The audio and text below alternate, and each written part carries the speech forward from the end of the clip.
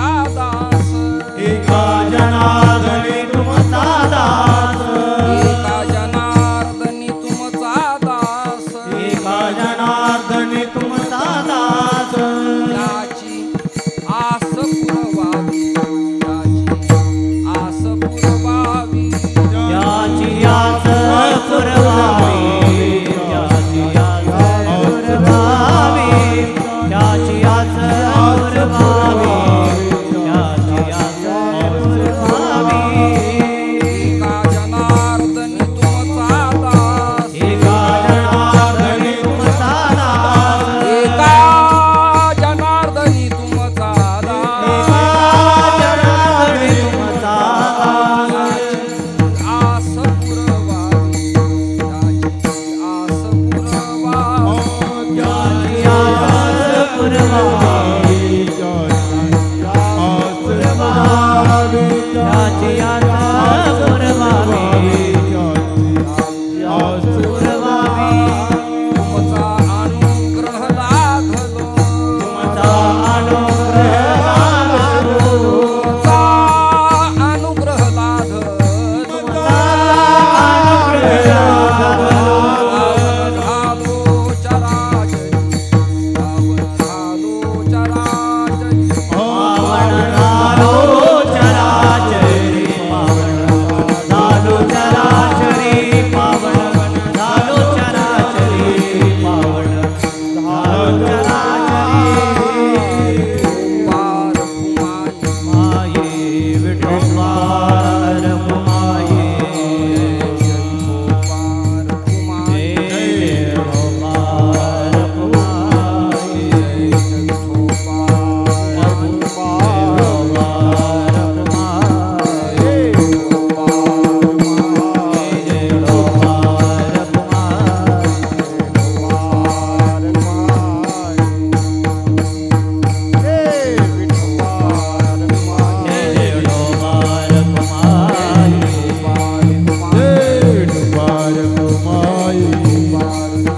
विठोबार माये पार कुमारी विठोबार माये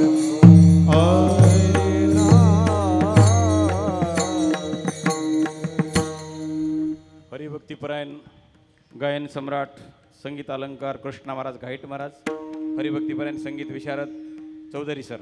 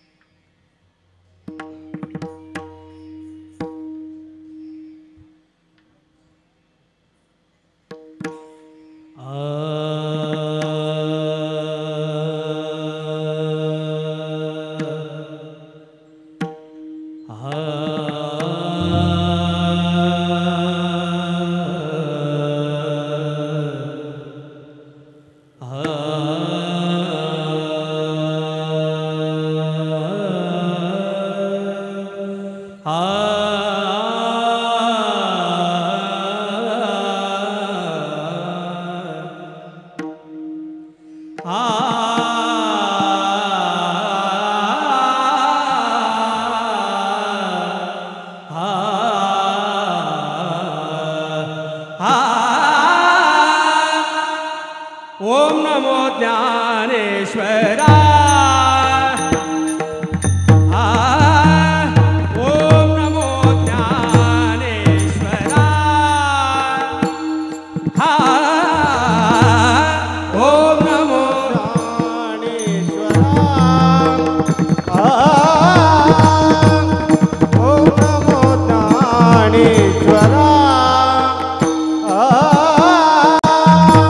ओम नमो ज्ञानेश्वरा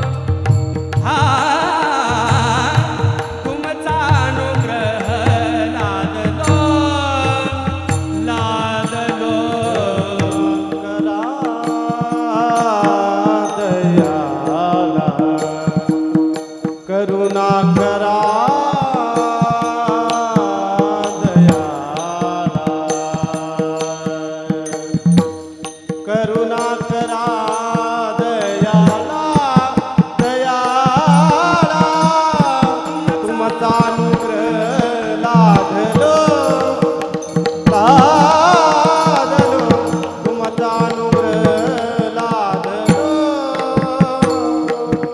पावन झालो चराचर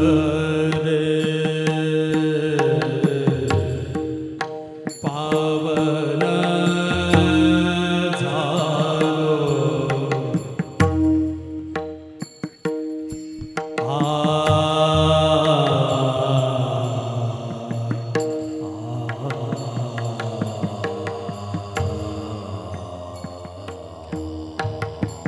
बहुत बढ़िया सुंदर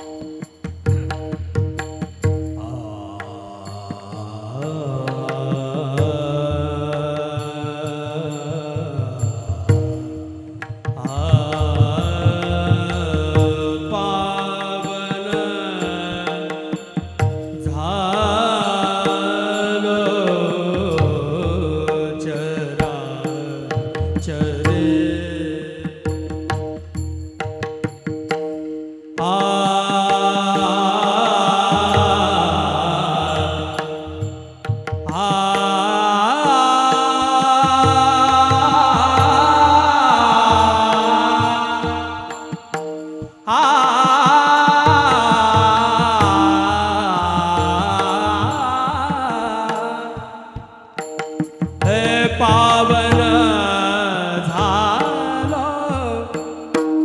चराचरे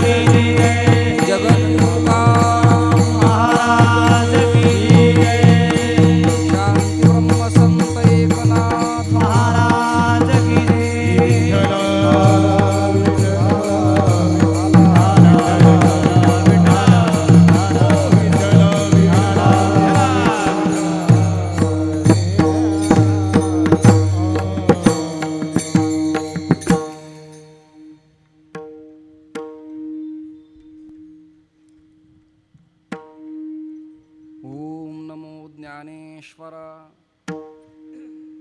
करुणा करा दयाळा तुमचा अनुग्रह लाधलो पावन झालो चराचरी मी कळा कुसरी काहीच नेणे बोलतो वचने अतिभाविका तुमचा अनुग्रह लाधलो पावन झालो चराचरी एका जनार्दनी तुमचा दास एका जनार्दनी तुमचा दास त्याची आस पुरवावी तुमचा अनुग्रह लाधलो पावन झालो चराचरी विठ्ठल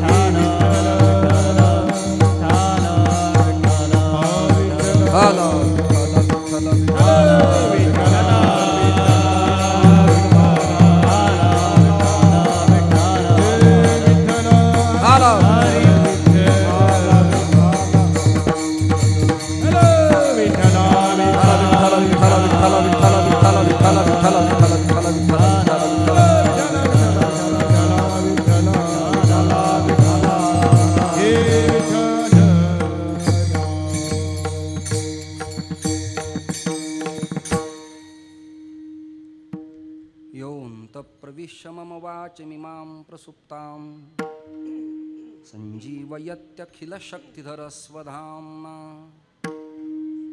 अन्यांश्च हस्तचरणश्रवणत्वगादीन् प्राणान्नमो भगवते पुरुषाय तुभ्यं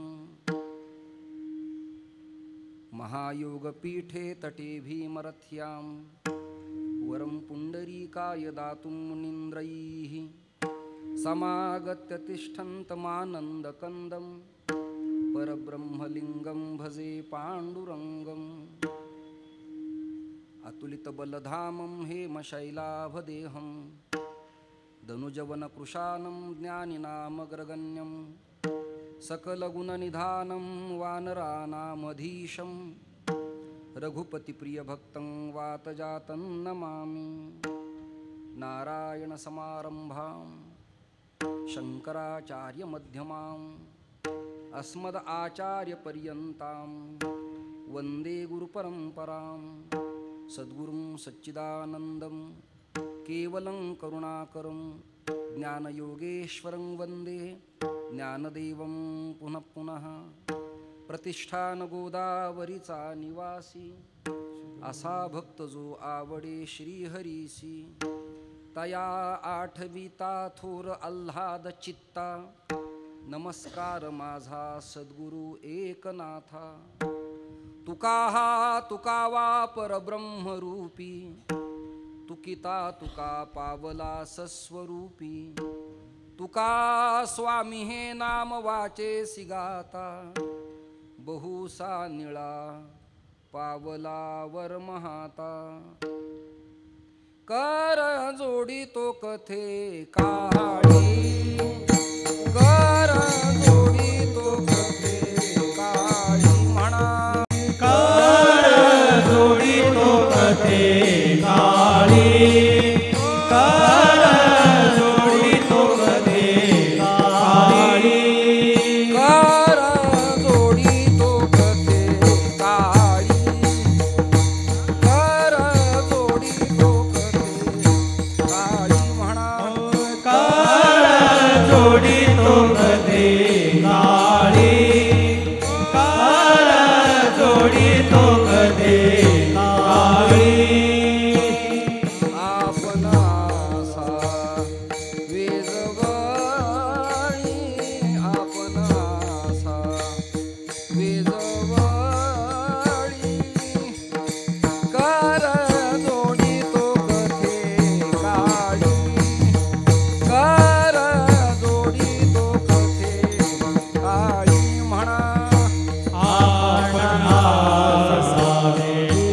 जवळी आपणा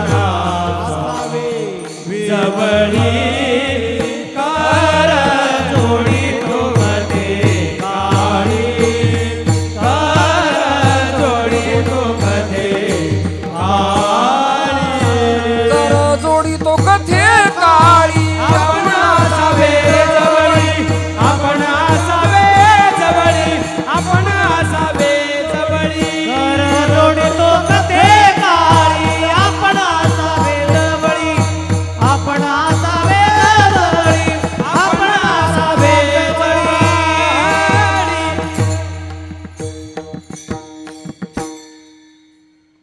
मस्तक हे पायावरी या वारकरी संतांच्या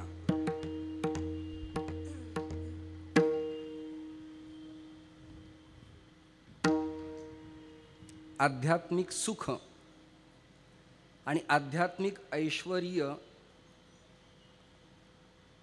भक्ती आणि वैराग्याला बरोबर घेऊन जाणाऱ्या महाराष्ट्रातल्या वैष्णव परंपरेत काही ठराविक घराण्यांचा समावेश होतो.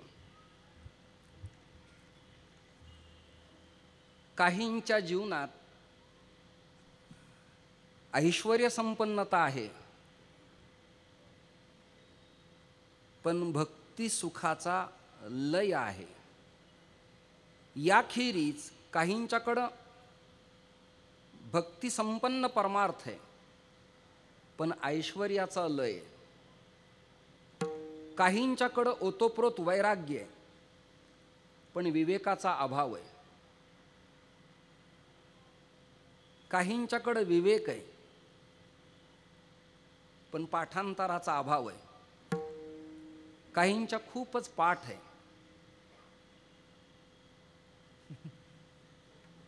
पण स्वराचा तालाचा अभाव आहे. काहींना स्वराची तालाची प्राप्ती आहे, पण प्रतिपादनाचा अभाव आहे. काहींचं सौंदर्य उत्तम असतं, पण सद्गुणाचा अभाव असतो. काहींच्या ठिकाणं सद्गुण नांदत असतात, पण सृष्टी सौंदर्याचा अभाव असतो. एखाद्या देखण्या स्त्रीला स्वयंपाकाचे पदार्थ उत्तम करता येतील, पण इतरांच्या मुखात पुरुषोत्तम मासाच्या प्रीत्यर्थ भरवावं असं क्वचितच एखादीला वाटू शकतं. 2 कोटी रुपयाचा उत्तम बंगला बांधल्यावर त्या बंगल्यात संतांच्या करता एक स्वतंत्र कुटिया असावी आणि 8 ते 15 दिवसाला कुठल्या तरी संताच्या रजक्कणाची धूळ आपल्या उंबरठ्याला लागावी असं काही ठराविकच श्रीमंतांना वाटतं. याखेरीज दीन आहे, दुबळा आहे, अनाथ आहे, अपंग आहे, दुर्धर आहे, ग्रामीण आहे, कफल्लक आहे, पण संतांचा संग, संतांचं येणं आणि आपल्या नयनातल्या आसवाणी त्याच्या पदकमलाचं पूजन करणं त्याला सदैव वाटतं. वैष्णवांच्या ऐश्वर्य संपन्न घराण्यात महाराष्ट्रात तरी शांतीब्रह्म संत एकनाथ महाराजांच्या सारखं ऐश्वर्य ईश्वर कृपेनं कुणाला लाभलं नाही. अन्य कुणी कमी आहेत असं मी म्हणणार नाही, पण जे लिखाणात, बाडात, दप्तरात, परंपरेत, बखरीत वाचलं लिहिलं ते असं की नाथांचं ऐश्वर्य ओतोप्रोत शांतीब्रह्म संत एकनाथ महाराजांच्या वैष्णव परंपरेच्या ऐश्वर्य संपन्नतेनंतर वैष्णवात सांप्रत काळात कुणाचं ऐश्वर्य पाहावं असा कदाचित तुमच्या मनात प्रश्न निर्माण झाला तर त्या प्रश्नाचं उत्तर आहे ते ऐश्वर्य श्री प्रसाद महाराज अंमळनेरकरांच्या या स्थानावरती पाहावं हे त्याचं सरळ उत्तर आहे. मी काही ते येणार आहेत त्यांची स्तुती केल्यावर मला एखादं कीर्तन मिळणार आहे हा विषय माझ्या डोक्यात कधीही नाही. यादी स्वच्छ लिहून ठेवा. पण जी वस्तुस्थिती आहे ती वस्तुस्थिती आहे. निरभ्र शुभ्र धवल शुभ्र वस्त्र अंगरखा अंगावरती, धिपाड धजेल शरीर, एक उत्तम प्रकारची अलौकिक पगडी, यज्ञोपवीताच्या आकाराचं उत्तम तऱ्हेचं अंगावरती घेतलेलं उपर्ण, पायात चटचट वाजणाऱ्या खडावा, परंपरेच्या फिरस्ती पांडुरंगांची प्रभात फेरी, पाणसुपारीचं भेटणं बसणं आणि उठणं, वैष्णवात येणं आणि जाणं, पंढरपुरात न्याय आणि निवाडा करण्याकरता कुणाकडं जावं असा विषय कदाचित आला तर उत्पातही, बडवेही, फडकरेही, मठकरीही आणि संस्थानिकही निर्णय असा घेतात की प्रसाद महाराज अंमळनेरकरांच्याकडे आपण जाऊया. कदाचित ते कीर्तनाला याला उशीर असेल, शेवटी येत असतील किंवा येतही नसतील, पण हा संदेश त्यांच्या संदेशवाहकांच्या करवी तिथपर्यंत पोहोचेल. हल्ली कीर्तनं डोंगरदऱ्यात, तांड्यावर, शहरात कुठेही केली तरी मोबाईल नावाच्या प्रचंड शत्रूमुळं ती काय बोलली, काय विधानं केली, अभिनय कसा होता, स्वर कसा होता, अभंग प्रतिपादन कसा केला, कीर्तनाकरता समाज किती होता, हे सगळं त्याच्याद्वारा समाजापर्यंत पोहोचतं.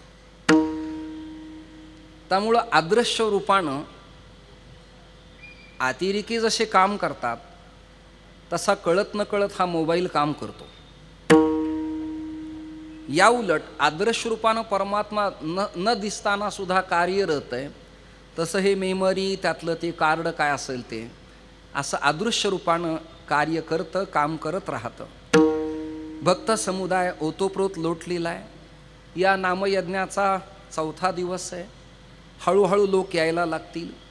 काही वृद्धावस्थेच्या दृष्टीनं वाटचाल करणाऱ्या कॅबिनेट VIP लोकांच्यासाठी खुर्च्यांची व्यवस्था केलेली आहे. कदाचित त्यांचे गुडघे मनके गेलेले असावेत, वा प्रचंड श्रीमंती असल्यामुळे बसण्याची व्यवस्था असावी, असे 2 प्रकार आहेत. किंवा VVIP असल्यामुळे बसू शकले असतील असा अंदाज लावायला हरकत नाही. कीर्तनकाराच्या समोर समाज असला की वक्ता आणि श्रोता याचं अवीट नातं जुळत असतं. आपल्या गंगागिरी महाराजांच्या सरला बेटला म्हणजे नारायण महाराजांच्या संस्थानाला, भगवानगडच्या सुवर्ण महोत्सवाला, नारळी सप्ताहाला, आमच्याकडच्या नारायणगडच्या नारळी सप्ताहाला 2 लाख, 2.5 लाख, 1.5 लाख लोक कीर्तन श्रवणाला असतात. 10 पखावजही लावतात. पण प्रांगण असं उत्तुंग गच्च भरलेलं असतं. इथे टापटीप खूप छान आहे. ही जी सजावट केली आहे असं वाटतं आपण जिजाऊंच्या शिवरायांच्या काळात जन्माला तर आलो नाही,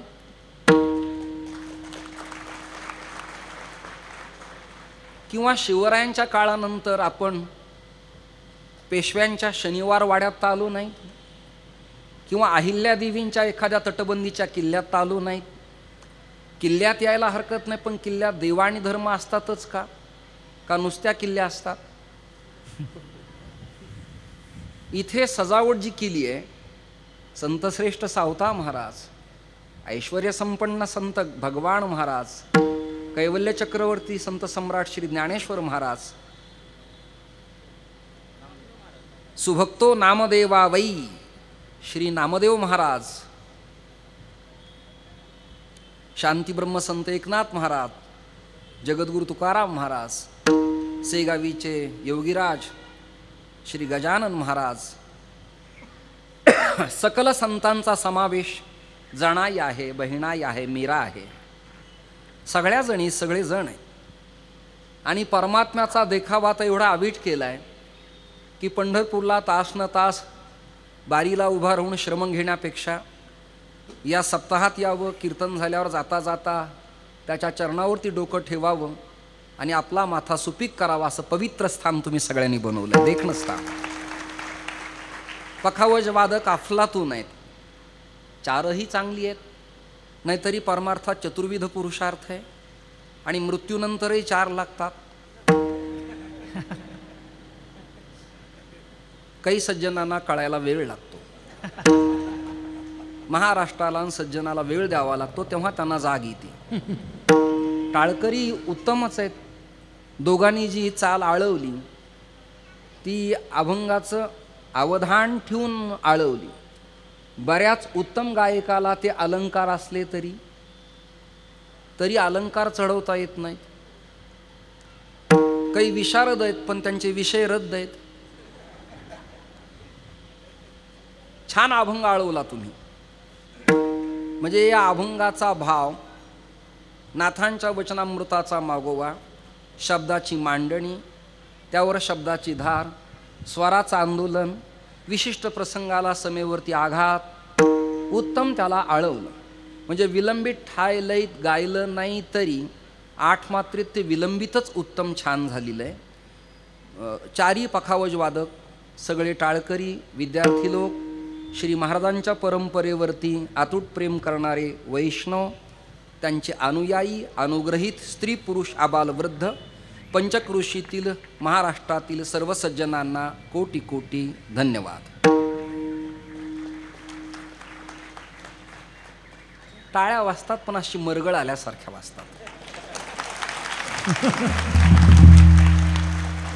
जसे काही नवीनच एखाद्या चिकनगुन्याच्या रोगातून ते जागे झाले आणि जगातलं सगळं दुःख त्यांचं या सप्ताहात येऊन तोंडावर थांबलंय आणि त्याच्या स्वच्छता अभियानाकरता देवानी आमची 2 तास नियुक्ती केली, असं तुम्हाला वाटत असेल तर तुमचा हा गोड गैरसमज आहे. ही आपुली आपण करा सोडवण.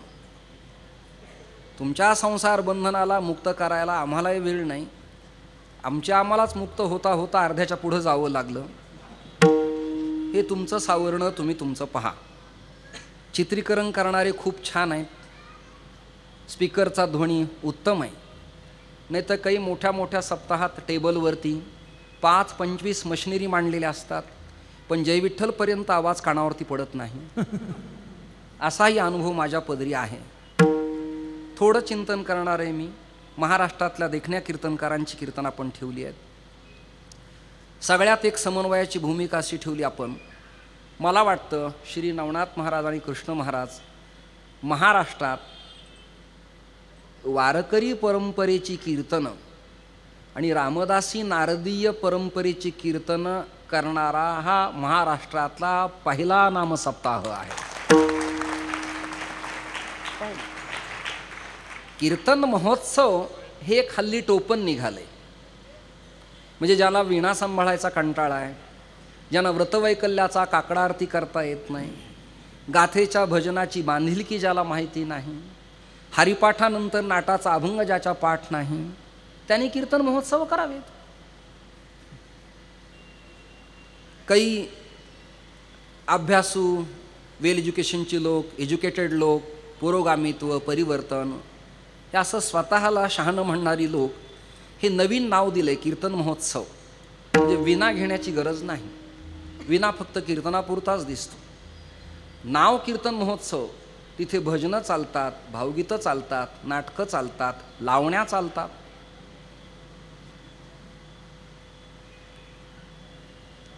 वारकरी परंपरेनं बांधून वैष्णव परंपरेच्या विचाराची धारा मनी बाळगून आणि महापुरुषांच्या पथावरती पाऊल टाकून या सप्ताहकर्त्या आयोजकांनी, संयोजकांनी, नियोजकांनी आणि श्री श्रद्धेय महाराजांच्या अनुयायी लोकांनी हा पायंडा आणि ही परंपरा इथे सुरू केल्याबद्दल त्यांना यतिधर्माच्या दंडधारणाप्रमाणे मला वंदन तर करता येत नाही, पण अंतःकरणापासून त्यांचं मी स्वागत करतो. या तिळमात्र शंका. जरा आपण चिंतनाची भूमिका अशी मांडणार आहेत, तुम्ही ऐकत राहा, मी तुम्हाला सांगत राहील. रंगभरे कीर्तनात प्रेमे हरिदास नाचत, म्हणजे हरिदासांची कीर्तन होत होती या तिळमात्र शंका नाही. ती बाराबंदी बांधलेली, डोक्यावरती मुंडासं फेटा पगडी, हातात चिपळ्या. नारदीय परंपरेत पूर्वी पखावज, करताल टाळ आणि वीणा असायचा. कालांतरानं त्यातही काही सुधारित कीर्तनकार उदयाला आले आणि मग त्यातला वीणा वजा झाला, त्यातला पखावज वजा झाला. जब काटा तब बोला माने तबला. त्यांनी आडव्याचं उभं केलं आणि तो तबला झाला. प्रल्हाद स्थालधारी, श्रीमद भागवत काढा. प्रल्हादाने टाळ वाजवावा, त्या टाळाचं रूपांतर कांस्यधारी, त्याचं रूपांतर झांज, त्याचं रूपांतर मंजिरी आणि त्याचं रूपांतर करताल. विठ्ठल विठ्ठल विठ्ठल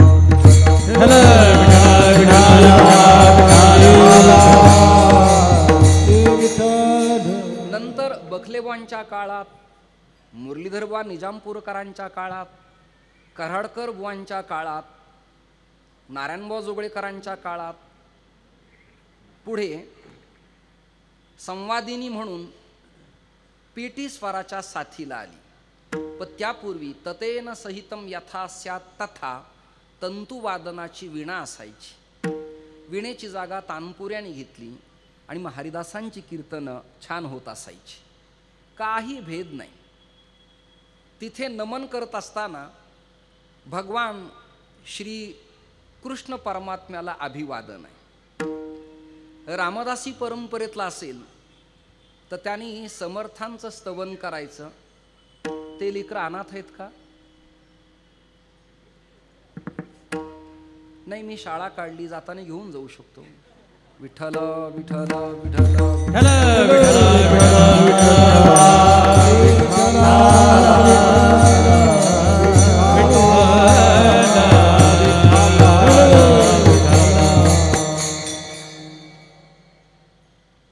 बायांनो नवरे सांभाळा हा पिक्चर जुना झाला.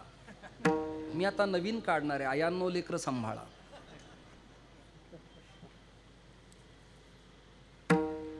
लोकांना थोडं सुद्धा वाटत नाही कीर्तन हे शिस्त आहे, परंपरा आहे, नियमावली आहे. कीर्तन एक अनुष्ठान आहे. कीर्तन एक उपासनेचं पवित्र अंग आहे. आणि पूर्वीचं माझं वेगळं जीवन, यतिधर्मातलं माझं वेगळं जीवन, लोक अजूनही त्या ढंगानं त्याच तऱ्हेनं बोलायचा प्रयत्न करतात. पूर्वीच्या लग्नाच्या आधी माहेरातलं तिचं राहणं आणि सासुरात कुंकू लावून मंगळसूत्र घातल्यावर तिचं वागणं, यातला फरक मिनिमम सज्जनांना कळावा असं मला तरी वाटतं.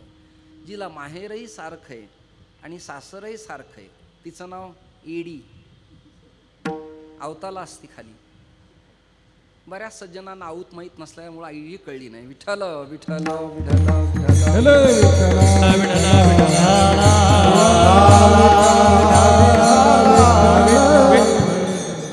कृष्ण महाराज रामदासी परंपरेचे कीर्तनकार कदाचित असतील तर ते समर्थांचं स्तवन करतात. आदिनारायणं विष्णू ब्रह्मानांच वसिष्ठकम श्रीरामं मारुतिं वंदे रामदासं जगद्गुरुं. हा त्यांचा मंगलाचरणाचा श्लोक. इथं जो उत्सव आहे त्याच्या संबंधाने चर्चा नको का करायला? रामदासी कीर्तनकार असतील तर मराठीत स्तवन कसं करतात?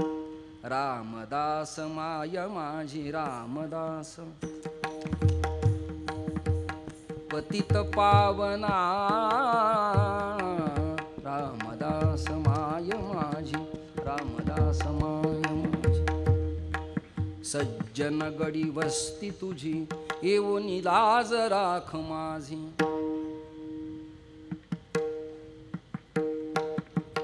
रामदास माय माझी रामदास. ही परंपरा. दासगणू परंपरेचे कुणी कीर्तनकार असतील तर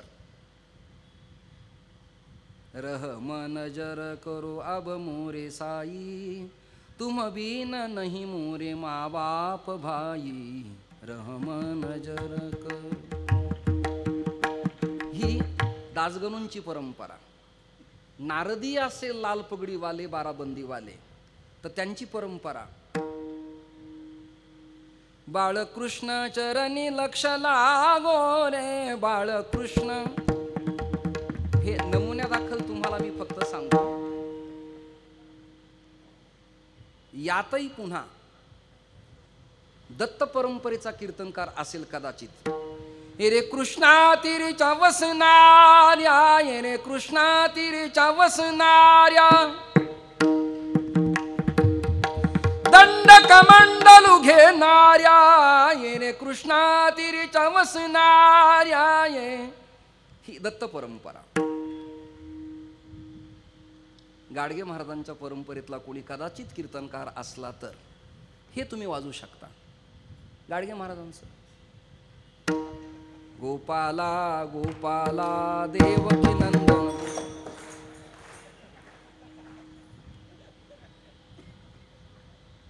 तुकडोजी महाराजांच्या परंपरेतला कदाचित कोणी कीर्तनकार असला. तुकडोजी महाराजांच्या परंपरेतले कीर्तनकार आहेत पण विकृत आहेत. ते वेद धर्म शास्त्र उपनिषद पुराण यावर ताशेरे ओढतात. त्यांना कीर्तन कसं म्हणतात हेच मला कळत नाही. विठ्ठल विठ्ठल विठ्ठल विठ्ठल विठ्ठल विठ्ठल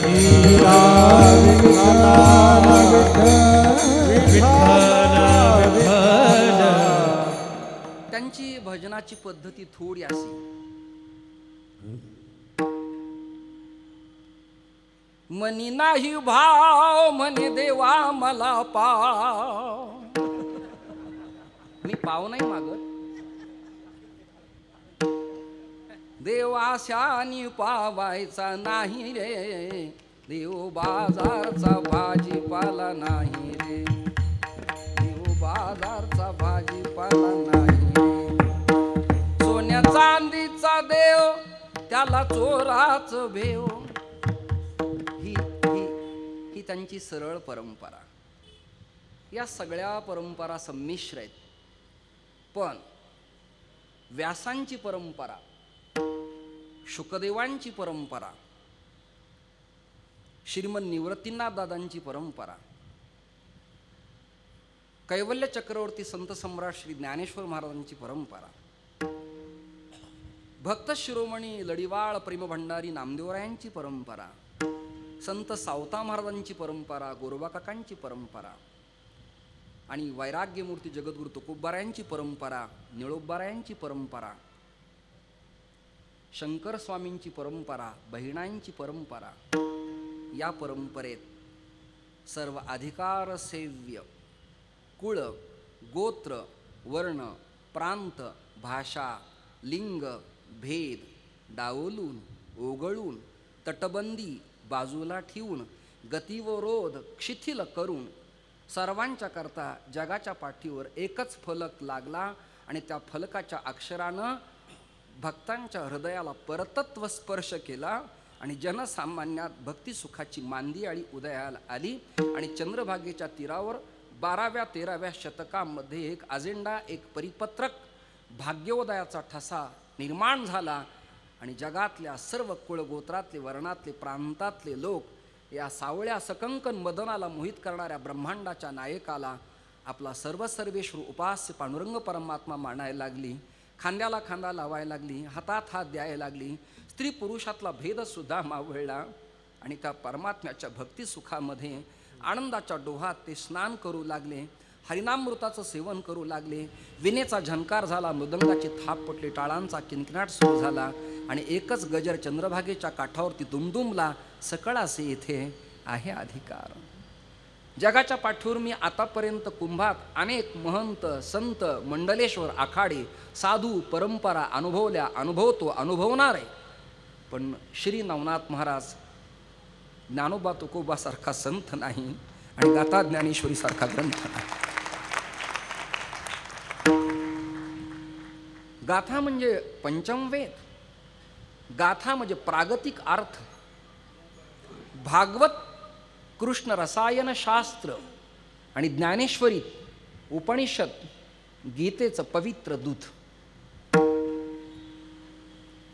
कुरुक्षेत्रावर अर्जुन नावाच्या पाडसानं ते चाखलं. या धर्मक्षेत्रात कृष्णाची भूमिका ज्ञानोबारायांनी केली आणि अर्जुनाची भूमिका जीवांनी केली. त्याही क्षेत्रावरती गीतेचंच तत्वज्ञान, याही धर्मक्षेत्रावरती गीतेचंच तत्वज्ञान. पण देशकाल परत्वे सैद्धांतिक धारातीच पण विचाराची बैठक मजबूत असी. ये मराठी येचे नगरी ब्रह्मविद्येचा सुकाळू करी.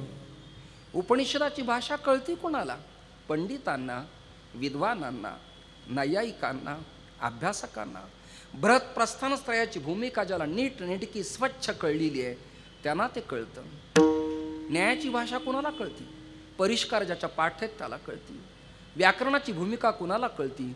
पातंजलांचे 14 सूत्र ज्याच्या कंठस्थ पंथ पाठ आहेत त्याला. ज्याला अकस्स वर्ण दीर्घ हा कळतं त्याला हे सूत्र सांगता येतं. अव्याकरण मधीन भिन्न द्रोण्या तरंगिनी तरणम भेषज मफत सहितम त्रयमिदं कृतम वरम न कृतम. रसाभ्याम नो न समान पदे. रशच्या पुढे न चढणं केव्हा होतो हे जनसामान्यांना कळत नाही. ही पांढरी कपडी घालणारी, शेतात कष्ट करणारी, मोलमजुरी करणारी, नोकरी करणारी, प्रपंच करणारी, प्रपंच उपभोगणारी, व्यवहार करणारी लोक काही सूत्र शिकतात, काही चिंतन शिकतात, ग्रंथांच्या पारिभाषिक शब्दांचा संस्कार त्यांच्यावरती होतो. त्यांना काही प्रक्रिया कळते, त्यांना प्रागभाव कळतो, त्यांना भागत्याग लक्षणा कळती, त्यांना जहद अजहद कळतं, त्यांना बिंब प्रतिबिंब कळतं, त्यांना अर्थात ब्रह्मजिज्ञासाचा अर्थ कळतो, त्यांना अयमात्मा ब्रह्म कळतं, प्रज्ञानम ब्रह्म या महावाक्याचा अर्थ त्यांना कळतो. महाराष्ट्रातल्या संतांची ही गोष्ट लक्षात आहे. गीतेचा न्यून भरून काढण्याचा संकल्प महाराष्ट्रातल्या संतांनी केला. आईवडिलाचं प्रसंगी बलिदान दिलं. वारकरी परंपरेच्या पायाभरणी सोहळ्याची पूजा करण्यात आली. आईवडिलाच्या सुखाला हे घराणं पोरखं झालं. जगाने टीका केली, निंदा केली, नालस्ती केली. लोक बिथरले, लोक शिंतोडे उडू लागली. संन्यासाची पोर म्हणून सगळं जग त्यांची विटंबना करत होतं. अशाही काळात जगातल्या सगळ्या विद्वत सारस्वतांना वेड लावून उपनिषद, वेद आणि व्याकरण, मीमांसा आणि संस्कृताची पेव फोडून मराठीत ओवी रूपानं प्रबंध जगाच्या समोर देणारा, जगाच्या पाठीवरचा एकुलता एक संत आहे. आणि त्या संताचं नाव आहे कैवल्य चक्रवर्ती संत सम्राट श्री ज्ञानेश्वर महाराज. ज्ञानेश्वर महाराज